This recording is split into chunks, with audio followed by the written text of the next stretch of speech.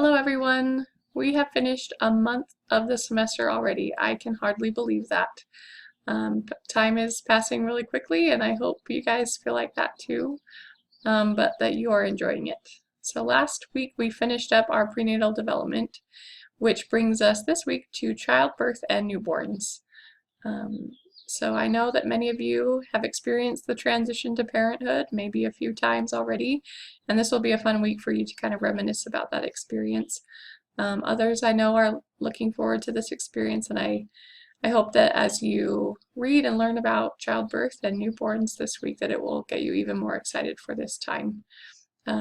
I love learning about childbirth and newborn capabilities and how that is truly a testament of Heavenly Father's love for us and how He has designed us. So let's begin.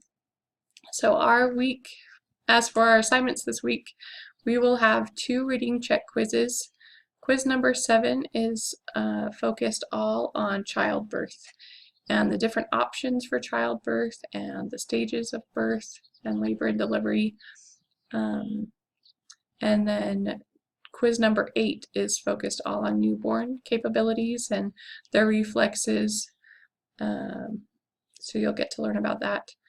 And then you'll have a writing assignment called Stages of Childbirth, and this is exactly what it sounds like. You will describe and name the 3 stages of childbirth. So sometimes some of my students forget to label which stage they're talking about, so just make sure you are labeling each of the 3 stages and then describing what's happening during that stage.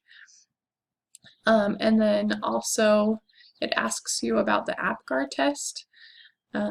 So not only are you going to tell me what the APGAR stands for, but what data they're gathering from the newborn after birth.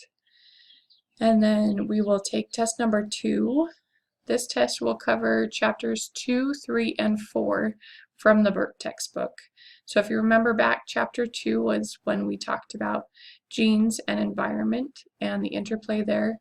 Chapter 3 was talking about, let me see if I remember, prenatal development, what we just finished last week, sorry.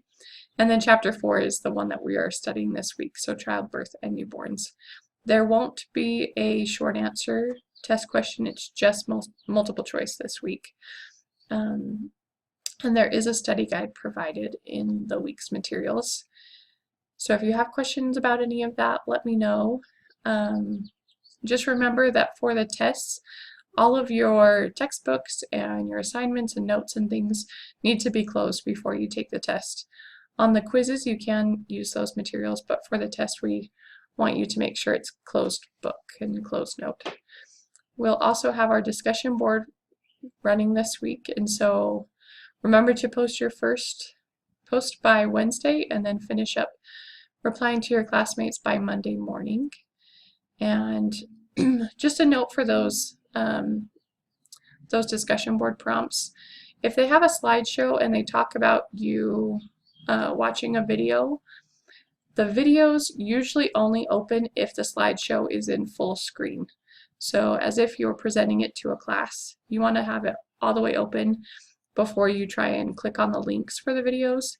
Sometimes they don't work if it's in like an editing mode, the presentation. So just make sure your presentation is open to a full screen and then try clicking on the links. If you're having problems with the videos, that might be why. And then we'll also have our 3rd theory reflection notebook entry. We're going to read about Arnold Gesell, and he is a maturationalist. He really believes in nature and how nature guides a child's development. So you'll learn about him. And then this is a little bit different from what we've done before. This is similar to our discussion board report, where you answer the questions about your efforts to participate. You will answer a question in this TRN report about your efforts to read the material and write about it.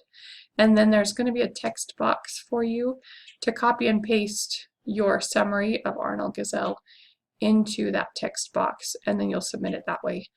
It's different from the theory reflection notebooks we had in week 2 because you're not actually attaching your entry, you're just copying and pasting it. So then just make sure you're also saving those theory reflection entries into a place either on your computer or on your flash drive so that you have them for later. And I believe that is all. So let me know if you have questions, and I hope you have a great week.